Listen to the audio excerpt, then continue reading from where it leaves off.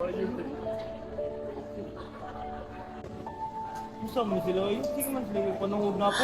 Cure for Cyberbullying effectively highlights the emotional impact of bullying within a classroom setting and emphasizes the importance of empathy, accountability, and change. Through well-defined characters, it shows how bystanders and former bullies can become allies and promote healing. The transformation of Rico and Toto alongside support from peers like Andoy and May conveys a powerful message of forgiveness and, and growth. The film also reinforces that truth strength lies in kindness and respect. While the plot is straightforward, its strong moral lessons and relatable school environment make it compelling and educational narrative for students and educators alike.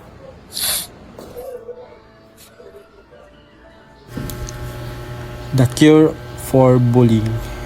Jonelle, a quiet and smart student, is bullied by classmate Rico and Toto. When their teacher confront the class about bullying, Jonelle speaks up with support from classmates and reformed bully. The class begin to change. Rico and Toto apologize and Jonelle forgive them. The story ends with a message: bullying stops when we choose compassion and respect. So, my critique for The Cure for Bullying. It is a meaningful, relatable short film with strong educational value and emotional heart. With a few polishing touches in dialogue, transitions, and character use, it became a powerful piece for classroom discussions or youth advocacy events. Good day, everyone. My name is Mark Jason Reyes. So I will be sharing my critique of the second short film, the titled Tamba sa Pagpanamas-tamas. These films dive into an important topic, bullying in schools, and explores how empathy, courage, and support can bring about positive change. Let's break into strengths, areas of improvement, and some suggestions to enhance the overall impact. So first, let's talk about the film did well. Number one, a clear and relevant theme. The story tackles schools bullying head on.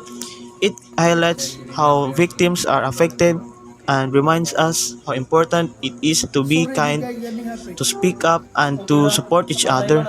This message is especially powerful for students. Number two is strong character development. We see characters like Junel, Rico, and Arman go through big changes. Junel begins as a quiet student, but over time, he becomes more confident and forgiving.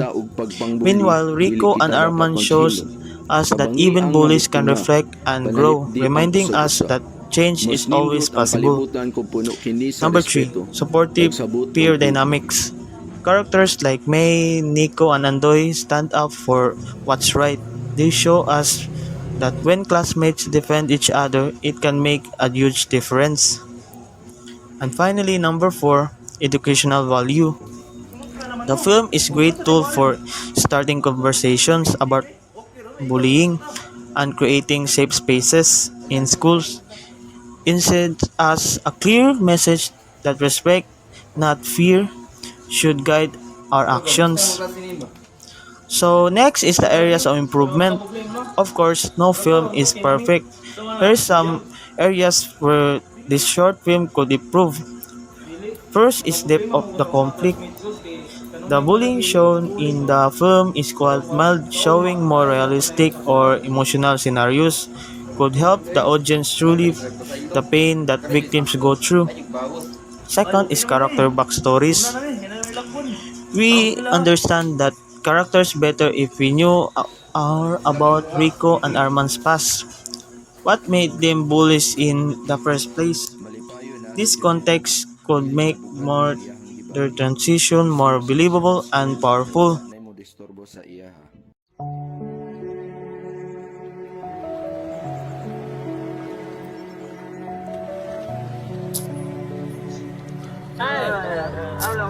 Waves Between Us is a critic, heartfelt short film that blends emotional depth with cultural authenticity, portraying the struggles of seafarers' families through Ilanan poignant journeys. Its strong narrative arc, vivid imaginary, and use of symbolism enhance its emotional resonance, while the film excels in the character development and culture realism. Improvements could be made in act, pacing, visual variety, and giving Ilanan more agency. Adding subtitle, antagonists, and refining dialogue would deepen the dramatic tension.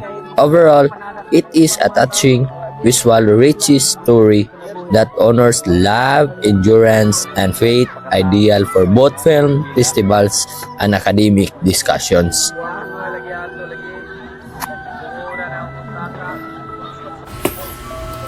Waves Between Us.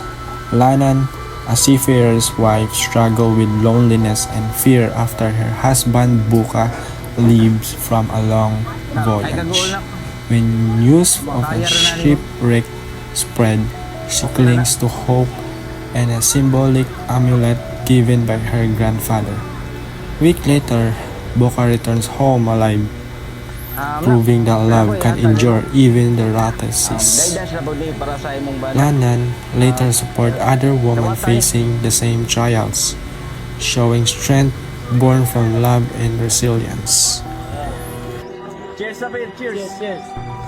So its strength, relevant social message. The script tackles bullying, a highly relevant and sensitive issue in school environments. It encourages accountability, transformation, and compassion, great for values education.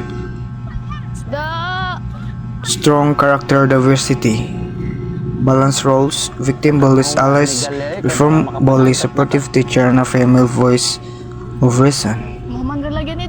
And great mix of personalities that reflect real classroom dynamics. So next, redemptive arc. Rico, Toto, and even Dodot are given a chance to apologize and redeem themselves, promoting restorative justice. Inclusion of post-conflict reflection. The scene with Junel's cousin outside the classroom adds a real-life feel and gives the victim a sense of closure and outside support. So the areas for improvement: scene flow and pacing. Some transitions feel abrupt. Consider a smoother time or location. So scene 7 slightly feels disconnected from the main school narrative, strengthening its link to the story's theme. Hi everyone, I'm here to share my short critique about the film Waves Between Us. The film is really touching. It tells the story of Ilanan, a seafarer's wife, and how she waits for her husband Buka to come back from the sea. What I liked the most was the story showed real emotions like love, hope, and fear. One powerful part is when her grandfather gives her an amulet.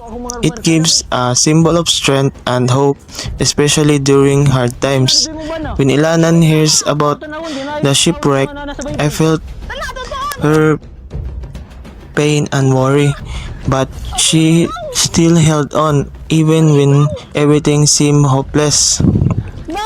The ending was my favorite. Buka comes back home and it shows that true love can survive even the strongest storms. It also reminded me of the sacrifice that many seafarer families go through while waiting for their loved ones. Overall, Waves Between Us was a simple but powerful story. It helped me understand how love, patience, and faith are important, especially for people with loved ones at sea. That's all. Thank you.